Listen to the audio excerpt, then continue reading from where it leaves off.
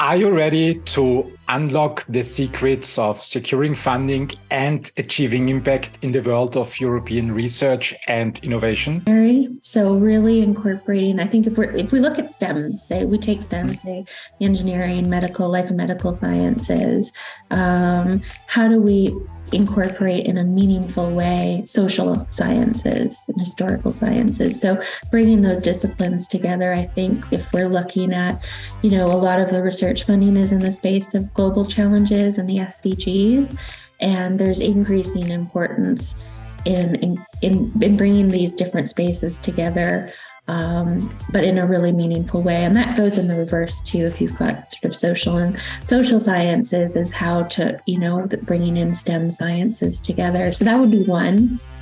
Today, I have a very special guest, Kimberly Cornfield. She's Assistant Director for Project Development and Management and Head of European Research and Innovation at the University College London, or short UCL. UCL is one of the top performing universities under the European Union's Horizon Europe program, having secured over 400 million euros over the last years to support its research and innovation activities. Kimberly and her team connect scientists and businesses around European Union collaborative funding opportunities and offer a suite of support services to improve the chances of success in obtaining funding and achieving impact objectives. In this episode, we will be discussing the current state of European research funding, the challenges and benefits of virtual meetings, and what the future holds for research and innovation in Europe. So sit back, grab a coffee, relax, and let's dive into the world of research with Kimberly Cornfield.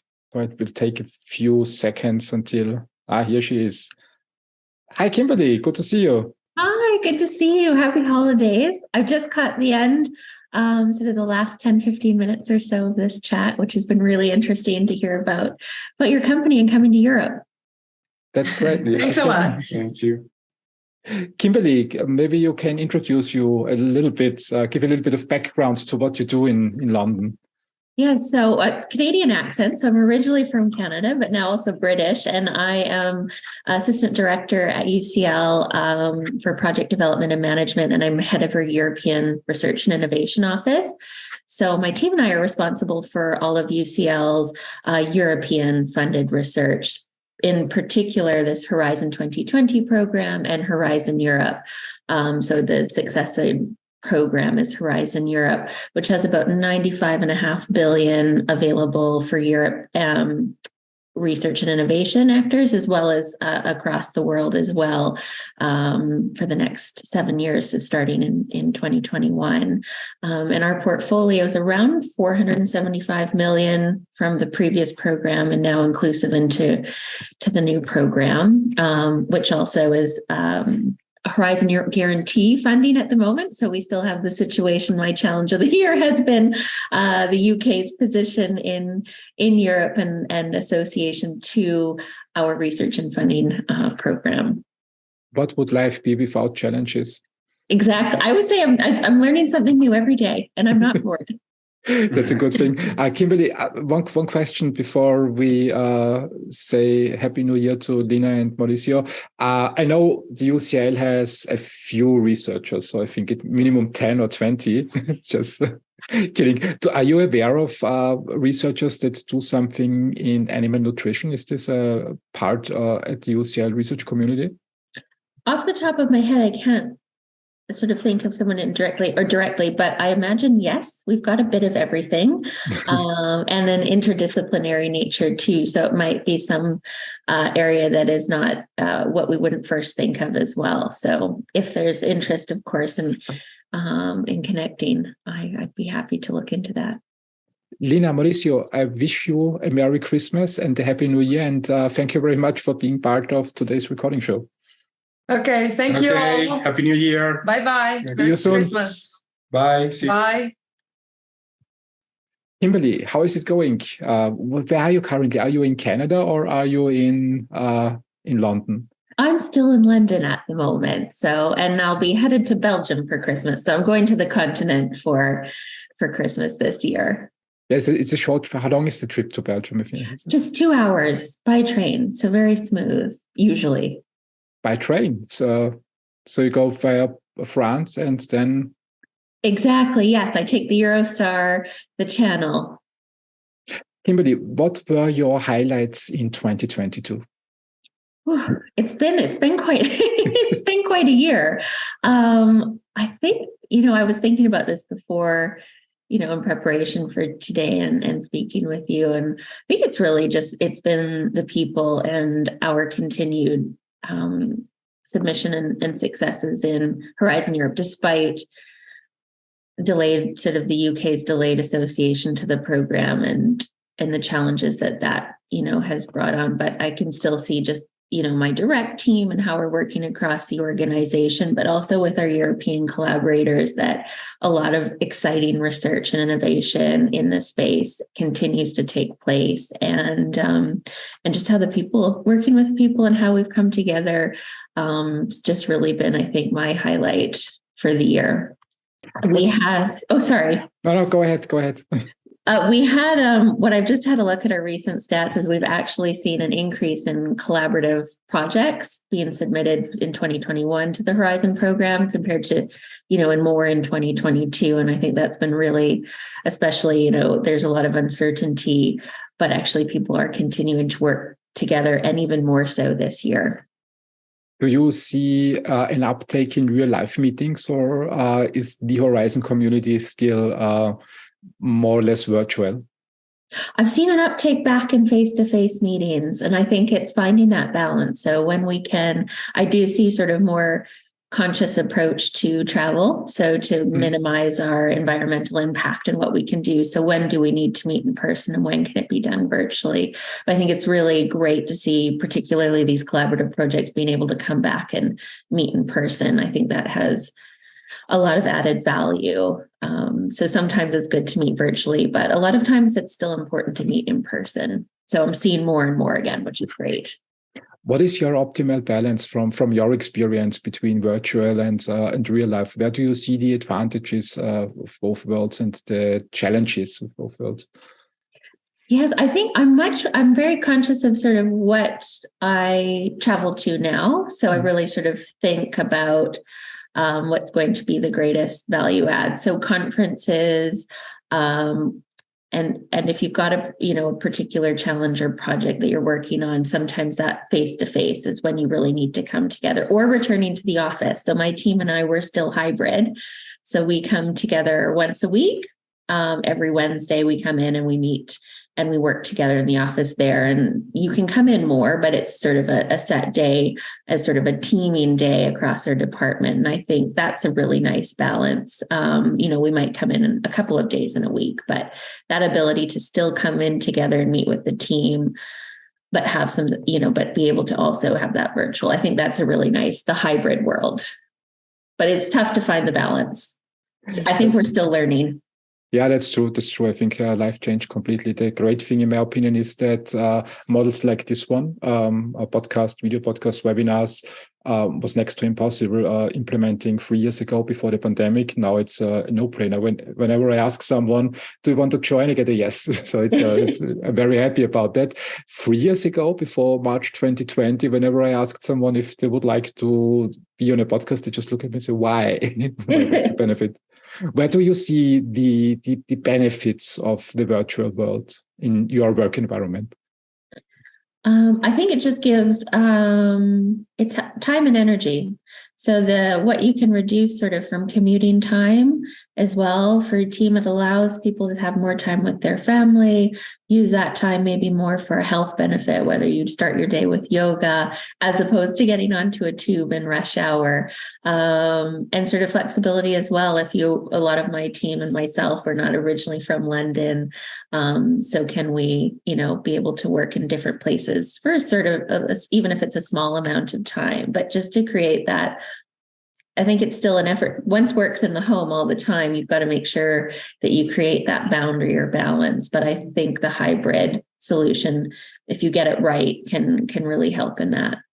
Yeah, and you don't need to go shopping very often. You can just throw on your old suit. Nobody realizes that with a camera. And whenever I go to a real life meeting, it quickly shows. But I agree to that. It was just a bad joke. I agree to that. But to say that it's, I think when we think about emissions, CO2 emissions, I think the hybrid world or the virtual world has an advantage, less traveling. A lot of meetings, especially in the beginning of a work relationship, can be done virtually, in my opinion.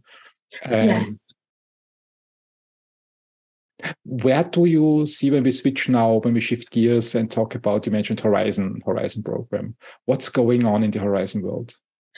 Well, yesterday we had an announcement from the UK government that they have extended the guarantee.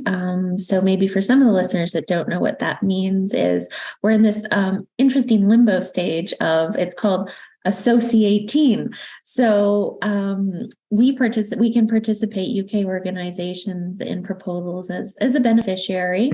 Mm-hmm. The tricky part could have been around the funding. So until we associate, so we're in the process of associating, which allows us to participate in the proposals, but we haven't yet associated finally. So the funding can't come from the EU budget. But we have a guarantee, a financial safety net that was set up by the UK government to fund UK participation in all proposals. So while we're still waiting to see whether we're going to associate, we do have this financial safety net, which has now just been announced. It's going to go at least until the end of March 2023. So the funding doesn't carry on until the end of March. That continues for the lifetime of the awards. But anyone that's putting in proposals, whether it's European Research Council grant, collaborative grants, are guaranteed. So that's the biggest update at the moment, while we sort of still continue in this will we, won't we associate. So basically you can participate in European research programs like before? Yes. From a practical perspective, if there's a UK organization or researcher that are applying, it's sort of business as usual. And then it's teams like mine that try to make that process as smooth as possible. You still get the money. It's just the direct source and how that's managed for the UK changes, but not for the rest of our European partners. And what about the leading role in projects? Is it still possible that, for example, UCL files for a Horizon program, or do you need a workaround with a European entity? So we include that in a risk plan. Sort of, I remain a cautious optimist. So if somebody, say it's a UCL researcher, and say they're really driving the idea, this is their intellectual property background, their research, they can still coordinate. We just had someone win a coordinated bid at UCL in the last couple of weeks. However, when it comes to signing off the agreement with the Commission, the European Commission, if we haven't associated by then, we do have to relinquish that role and pass that to hopefully one of our European collaborators in the project is able to take that on. So it's, but the academic themselves can remain a scientific lead. So how we position that and how it's still managed, we can kind of carry on for the most part as you would have. It's just sort of the legal entity that is coordinating it has to change. So unfortunately, but we are still winning some coordinated bids, and we were able to keep one because it was a COVID emergency grant through the European Commission. So we were actually the emergency fund that funding still comes direct from European Commission. So we've been able to maintain that coordination on that project called NVOC. So they're looking at variants of concern from COVID-19. That's good to hear. That's good to hear. You have to do in your daily life a lot with researchers from all disciplines. Curious, and especially with novel research and with new findings and new discoveries, let's call it that way. What are the three biggest trends that you see in research that are currently ongoing and will change the world in the future?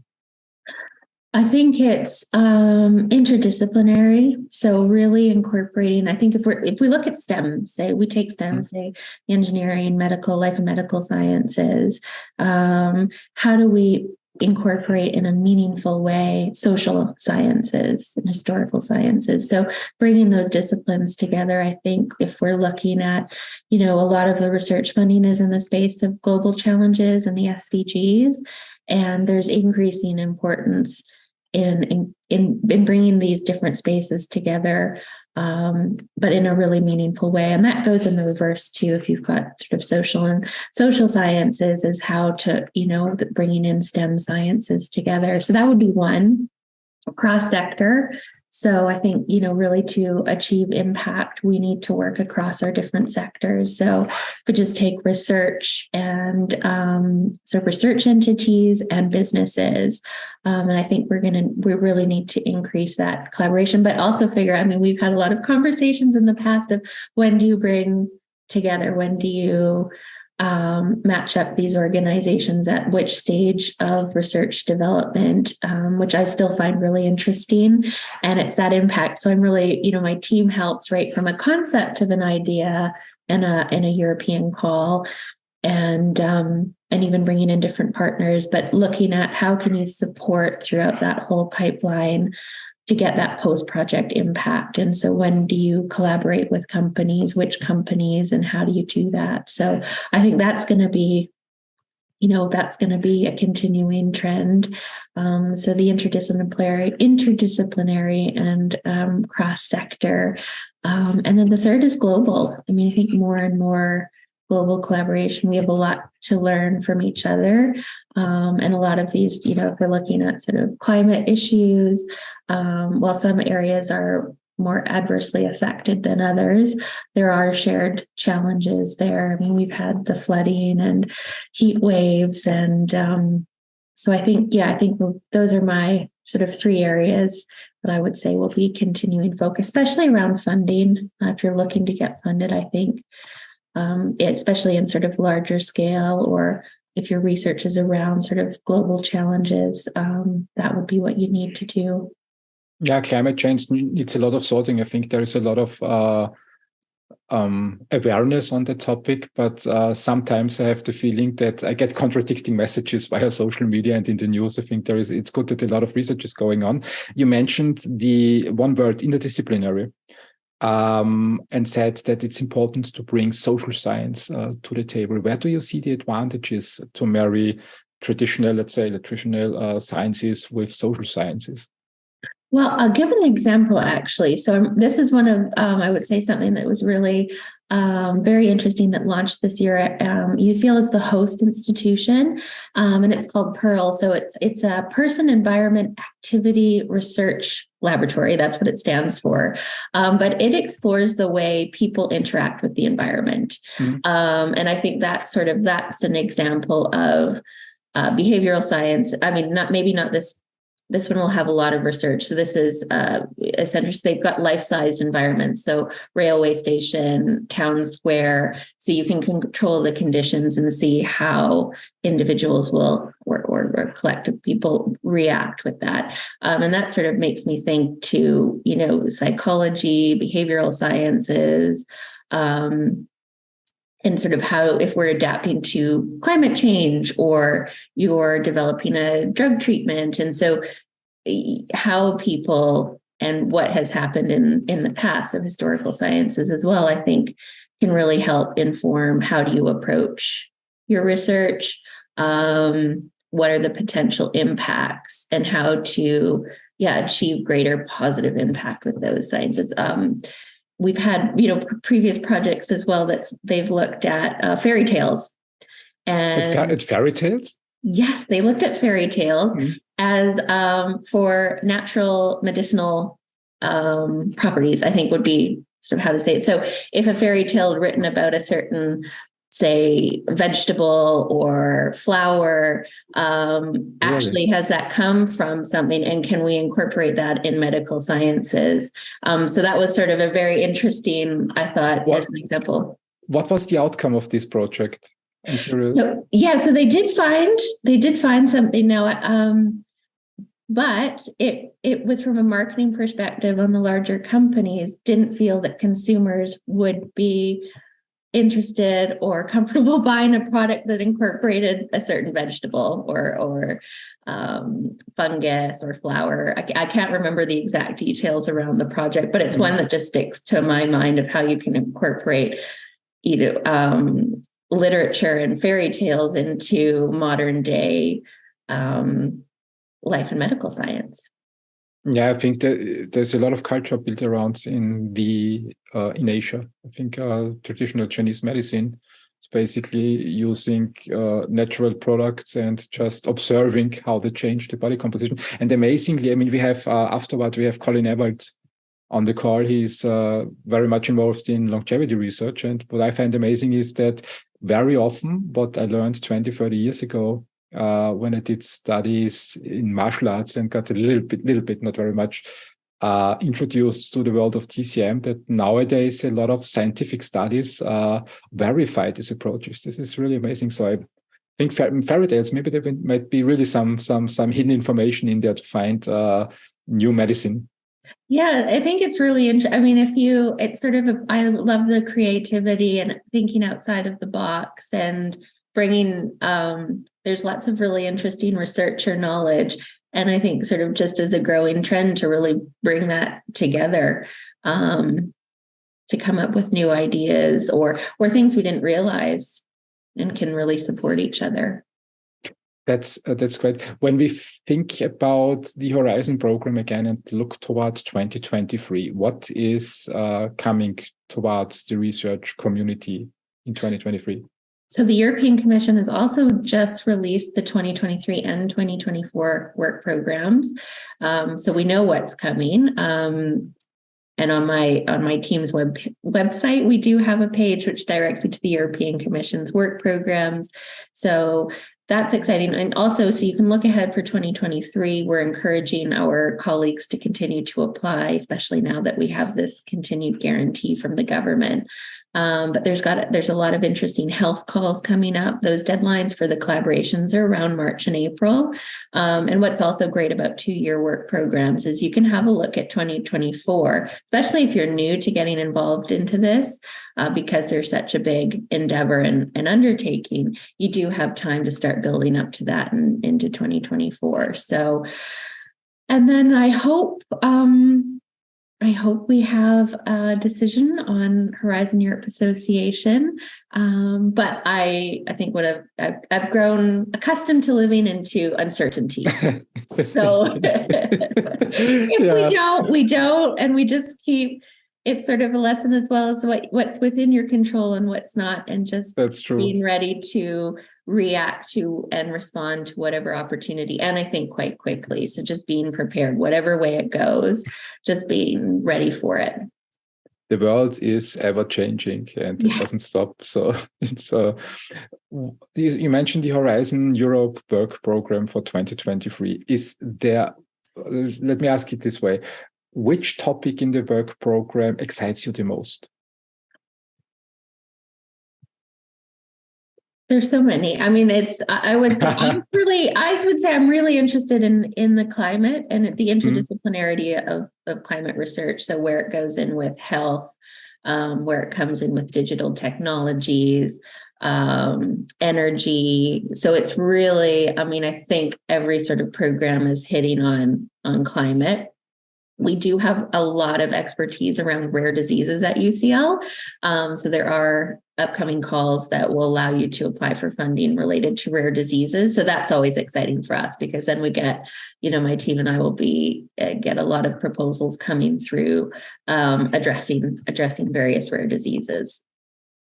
You mentioned climate change. I heard, I think it was 2 weeks ago, that there was a breakthrough in nuclear fission, so that basically we can simulate now the sun on Earth. Did you hear about that? I did, yes.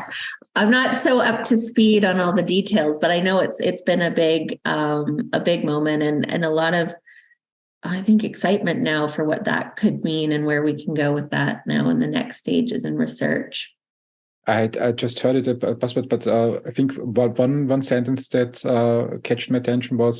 caught my attention was unlimited. The possibility in near future to have limitless energy at zero expenses. Is this really? Did It's you? just it's a game changer to a whole other level, potentially. Wouldn't it solve a lot of problems? I mean, especially it's emission free. Is it really the case? I mean, didn't do much research. I was hoping that you have some more information from the UCL. I don't have too much more. If I've understood right, you get more energy back than you put in. Mm-hmm. That's something I've heard. But again, don't quote me. I haven't spoken to our researchers about it. I just also picked it up in the news, a sort of an end of year sort of high note, I think, for us all. Yeah, this would be I think for Europe, this would be the end of the energy crisis if we get something like that, hopefully someone in future. Yes. And even if it just gives us a bit of hope right now, to go into sort of carry on through the winter and into 2023, as we find out more what this means and what the possibilities from this are. When we look towards 2023, what change would you like to see in 2023? Well, it's been a hard couple of years, 3 years. I think I was just thinking this is the third time I've been able to join you for this, which is great. Mm-hmm. But I remember the first one was 2020. So we've been through the pandemic. 2021, where we're just going into Omicron, and plus all of that's happened within Europe this year has been really challenging. So I would really hope for a bit more calm, and just a bit, I would like it to be a bit of a calmer, more positive year globally. It might, all of this I suppose is happening because it will lead us to that place. But I hope for a calmer 2023 globally. Yeah, I couldn't agree more. I think the world, there were changes, but the world seemed to be, in hindsight, more predictable before 2020. It was not change every few months, a major change. I'm just sort of, I can't predict anything anymore, and maybe growing comfortable with that. But just maybe things can come together in a way that is just a bit less chaotic, somewhat more predictable, perhaps. I just sort of feel it's been quite relentless, like the challenge after challenge, and now nothing really surprises me. I say that, but I don't think anything surprises me anymore. We have seen it all now. Yeah. So, just some calm. That would be nice for 2023, some predictability. Is there any drama that we didn't check off in the last 3 years? Is there anything that... I can't think. I mean, probably there's something. What are those? The unknown unknowns. There's probably an unknown unknown in there. And we probably missed off a known unknown. Yeah, I think in Europe, we have seen maybe for 2024 in the US, the next presidential election will be very interesting. I think it's 2024, isn't it? Yeah, that's true. That's coming up. So I'm curious then. Let's see what happens then. Kimberly, Colin is already in the waiting room. Should we call him in? Yes, great. Thanks for listening to this episode. If you enjoyed it, please show your support by liking, leaving a comment, and sharing it with others. And please don't forget to hit the subscribe button to stay up to date on future episodes. Your support helps us reach more people like you who can benefit from this content. Thanks for being part of our LSG2G community.